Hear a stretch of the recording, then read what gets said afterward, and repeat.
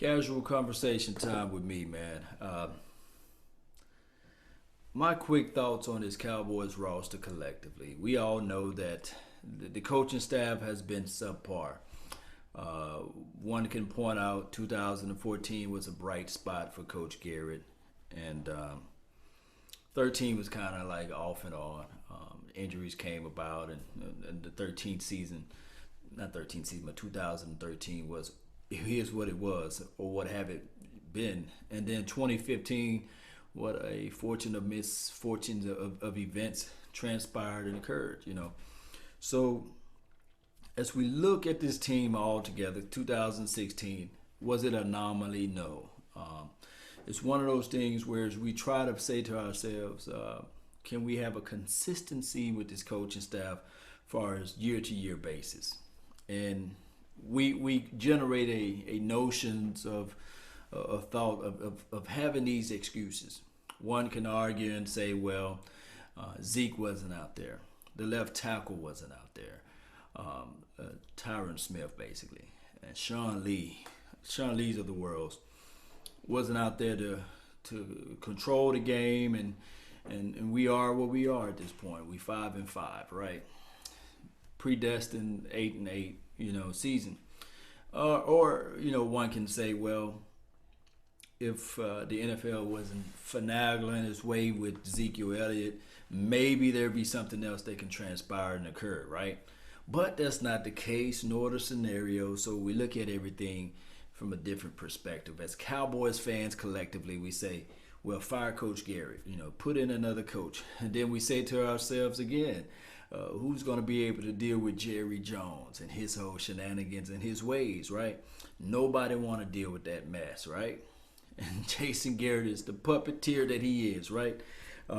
It's just one of those things where we got to live in this reality of not being just extremely successful because of the fact of the coaching staff or the GM fuddling his nose into everything, right?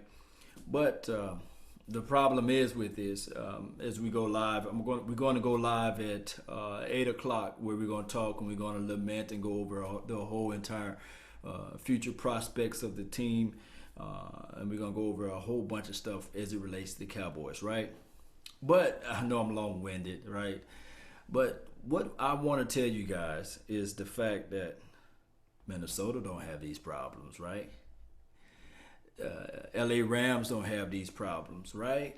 Come on now. And if we think about it, this is what the Washington Redskins, when Fish flipping over to John Gruden, Jay Gruden, whatever, the son of the brother of John Gruden, Jay Gruden, the brother. This is his third or fourth year, so he's doing decent, right, as a coach. But let's flip around to the Philadelphia Eagles, right? Their coach. This is his second year. And where are the excuses for him? Did he take his team 9-1, 8-1, whatever their record are at this point? And this is Jason Garrett, 7-8 year, possibly going on to a decade, one of the longest tenure with the Dallas Cowboys, and we still having excuses for this guy. I love Garrett. I love the fact that he brings in the motivation aspect to the team. But my quick thoughts is with this team collectively, as we look at everything, will he take us to the next level? Even if we go to the playoffs, will he make the necessary adjustments? And that's the problem, whereas we face whether or not it's going to be 2 games from now, 3 games from now. If you can't win with your players, all those guys should be millionaires, right? So if you're saying Byron Bells of the world, right? If he's not the quote unquote Tyron Smith, but if you look at Minnesota Vikings line, and I know they got a ferocious defense, but they got Case Keenum out there, right? They missing their running back. They got good wide receivers, but if you go line by line on this offense, who would you trade? Not trade in the sense of for as far as the season, but look at this argument here. If Thielen was on his team, if Adam Thielen was on his team, or if the other kid, I think Diggs was on his team, would it be still more of the same? Will it still be the same? What I'm saying is, will it still be the same?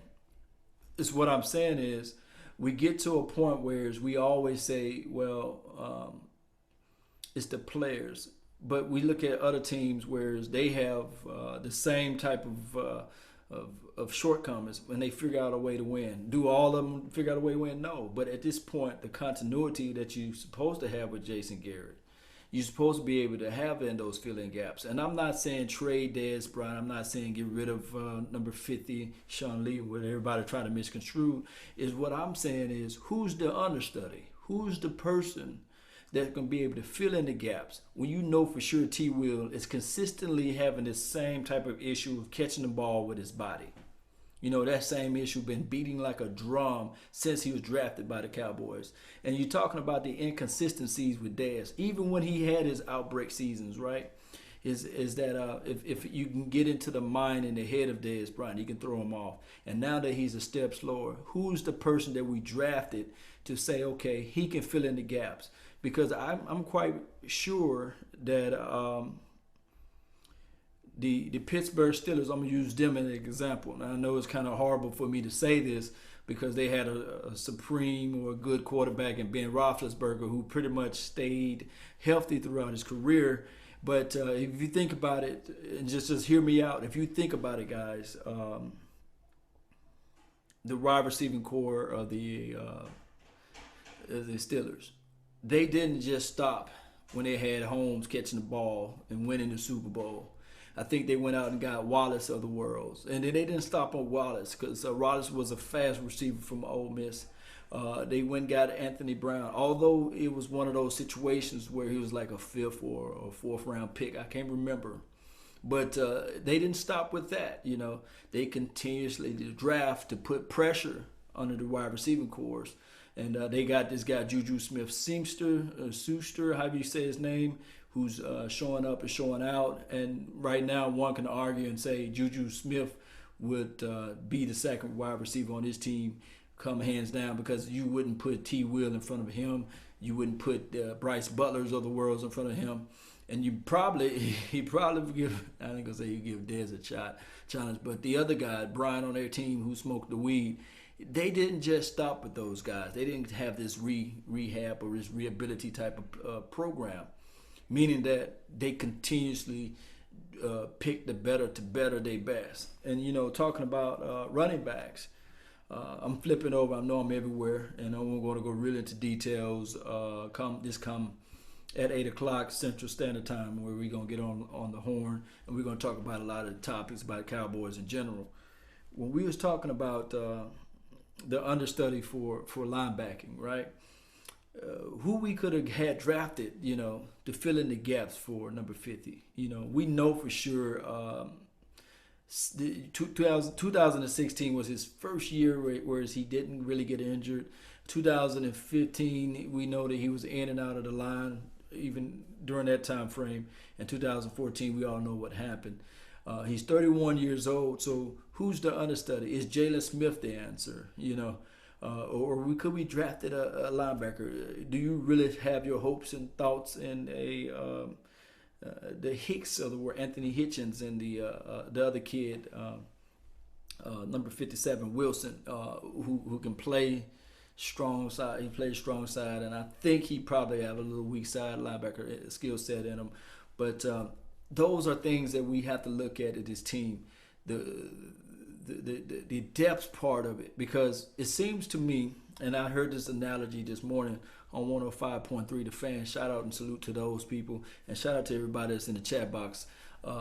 We heard the aspect of Jason Garrett is the type of guy that he's good as long as he have the GPS on. This is the analogy they use. As long as he's driving with the GPS on, it's all fine and dandy. And you using that, whereas you have Ezekiel Elliott, you have Dak Prescott, and you have a healthy Dez Bryant, and you have a healthy offensive line. As long as you have all your things in place, Jason Garrett is okay. He's cool. But as soon as you take the GPS away from him, he's lost. He don't know how to make those small adjustments in the game, whether it be mentally or physically throughout the game. That's the problem with Jason Garrett. he's good to a default, but when it's time to throw in a new wrinkle, he crumbles a little bit, or he hesitates. He doesn't make these necessary adjustments. There's a funky little stat out there for everybody if you have a chance to look at it. And I could be off a little bit on numbers. The Cowboys are down 130 points to 20 or 25, something like that, in the third quarter alone. So that's meaning that in halftime, I don't know the motivational speech. I don't know whether or not they're saying, okay, we are up by 2 points coming into halftime, or we up by 15 points. Everybody's doing a good job. I talked to previous coaches before, and they said what they do when they see their players, they say, you're not having a good game until it's over with. So in the halftime speech would be like, you got to better your best. We got to improve on this. We got to improve on that. So I don't know what really Jason Garrett is saying during halftime. I don't know if he's saying, good job, guys. He's slapping everybody on the backside saying, okay, we can get these extra points. We need to do this and do that. It seems to me like the team, when they go into overtime or in their halftime, they get lost. They get lethargic a little bit, and they don't come out hitting with all four cylinders. Could it be that the sophomore mindset of Dak Prescott, he's thinking over analyzing the situation, or could it be the fact that that he's trying to press himself so much that he focused too much on Dez and not getting the other players involved? And that's what I'm seeing with my eyes. I do understand that we have the Jason Witten, old reliable guy, right? And he comes in through the clutches for us. But at this point, by him just standing back and blocking, and then not him having the elite speed up the middle and up the seams, it just seems as though we're kind of like going through this same constant cycle, meaning that we're not getting no mass production off of that product that's on the field. Will Rico Gathers step in and be the mix and be that next spring for us? Who knows? But it's just one of those things. It's just me casually talking to you guys and giving you guys my raw opinion of the matter. But I really thank everybody for tuning in. I thank you guys for being a part of the show. I just can't wait for to hear you guys' thoughts and your guys' opinions and all that good stuff as it relates to like 8 o'clock Central Standard Time. I don't know if we're going to have a call-in number, but we'll see. Stay tuned. Be ready. And we can talk more about football in general, right?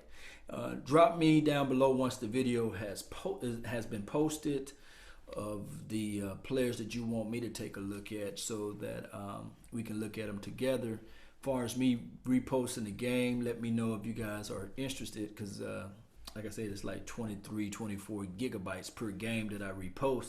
Let me know if you guys would like to recap the Eagles game all together. I can do the condensed version, which will be like 23 to 24 gigabytes. So let me know, and don't forget to subscribe to my VidMe account. That's where I should have the game at, whereas we don't have any copyright issues and stuff like that. That's been my time, guys. I really thank you guys for yours. And remember, you're listening to nothing but the best. Salute. I'm out. I see you. Peace.